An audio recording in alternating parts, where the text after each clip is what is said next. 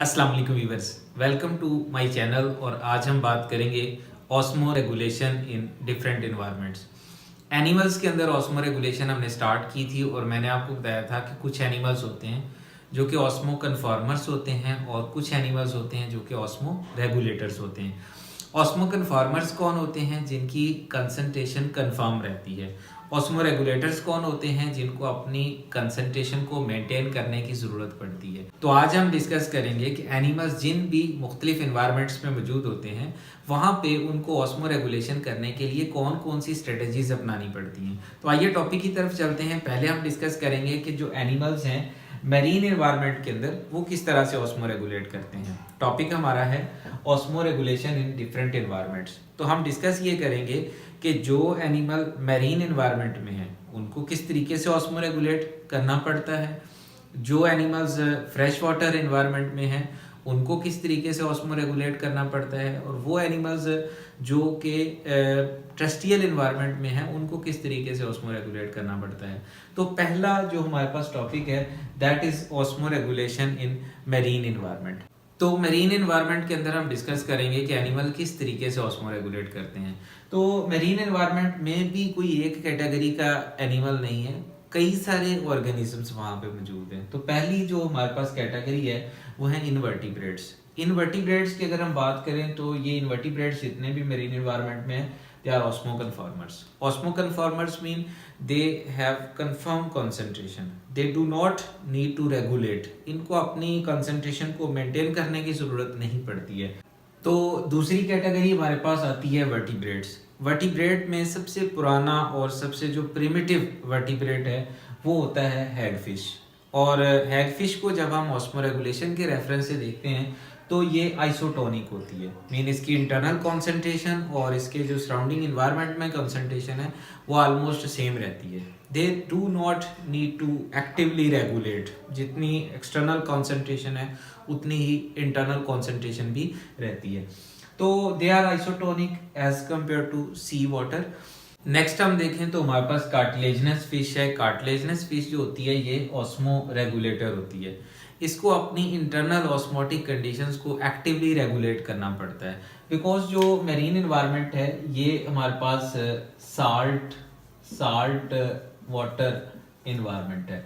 अब इस salt water environment में बॉडी में बहुत ज़्यादा साल्ट इंटर हो रहे होते हैं, तो फिश को क्या करना पड़ता है, by force, by the use of energy उन साल्ट्स को बॉडी में से निकालना है और अपनी बॉडी के अंदर मेंटेन करनी है लो साल्ट कॉन्सेंट्रेशन। उसके लिए ये क्या क्या करती हैं, इनके पास किडनी होते हैं। किडनी की मदद से ये बहुत सारा जो यूरिन बनाती हैं और कंसंट्रेटेड यूरिन बनाती हैं। दे प्रोड्यूस कंसंट्रेटेड यूरिन और उसको एक्सक्रीट करती हैं। तो बहुत सारे एक्सेसिव साल्ट्स यूरिन की मदद से with the help of kidney ये रिलीज कर देती हैं। दूसरी स्ट्रेटजी इनके पास होती है कि इनके अंदर एक स्पेशल ऑर्गन होता है जिसको रेक्टल ग्लैंड बोला जाता है। ये rectal gland salt excreting organ है जो कि बॉडी में से साल्ट्स के रिमूवल के लिए हेल्प करता है। और तीसरी चीज़ इनके अंदर गिल्स होते हैं। जब माउथ में से वाटर इंटर होता है, आप यहाँ पे देख सकते हैं ये फिश है, ये इनका एनवायरनमेंट है हाइपरटोनिक, मीन इसमें साल्ट्स बहुत ज़्यादा हैं। जब साल्ट्स बॉडी में इंटर होंगे तो वो साल्ट्स गिल्स के ज़रिए से बहुत सारा वाटर भी रिलीज होगा, बहुत सारे साल्ट्स भी रिलीज होंगे। तो फिश की जो प्रॉपर्टी है वो क्या है, वो ये है कि उसने साल्ट्स को भी बॉडी में से निकालना है और एक्सेस वाटर को भी निकालना है। उसके लिए वो किडनी को यूज़ करेगी for producing concentrated urine. Water भी बॉडी में से एक्सक्रीट होगा, साल्ट्स भी एक्सक्रीट होंगे। रेक्टल ग्लैंड्स हैं जो बहुत सारे साल्ट्स को बॉडी में से निकाल देते हैं। और तीसरी चीज़ गिल्स हैं जो बहुत सारे एक्स्ट्रा साल्ट्स को बॉडी में से एक्टिवली फौरी तौर पे निकालते रहते हैं। तो there is an active transport mechanism, मतलब यहाँ पे इन सारे कामों के लिए energy that is in the form of ATP use होती है और हम कहते हैं कि ये सारा काम एक्टिवली हो रहा है by the use of energy. तो इसके बाद तीसरी चीज़, पहले हमने हैगफिश को डिस्कस कर लिया, कार्टिलेजिनस फिश को, और तीसरी चीज़ हमारे पास है मैरीन फिश।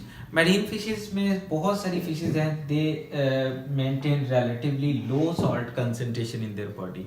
ये अपनी बॉडी में लो सॉल्ट कंसंट्रेशन को मेंटेन करती हैं। कैसे? By retaining urea. ये क्या करती हैं? बॉडी के अंदर यूरिया प्रोड्यूस करती हैं। बट जब यूरिया बॉडी में जमा होता रहे, यूरिया का फॉर्मूला मैं इधर लिखता हूँ, C डबल बॉन्ड O, इधर होता है NH2 और इधर भी NH2। तो ये जो नाइट्रोजन है दिस इज डैमेजिंग, ये बॉडी को नुकसान पहुंचाती है, बॉडी टिश्यूज को डैमेज करती है। तो यूरिया जब बॉडी में जमा होता रहेगा तो वो बॉडी के लिए नुकसानदेह।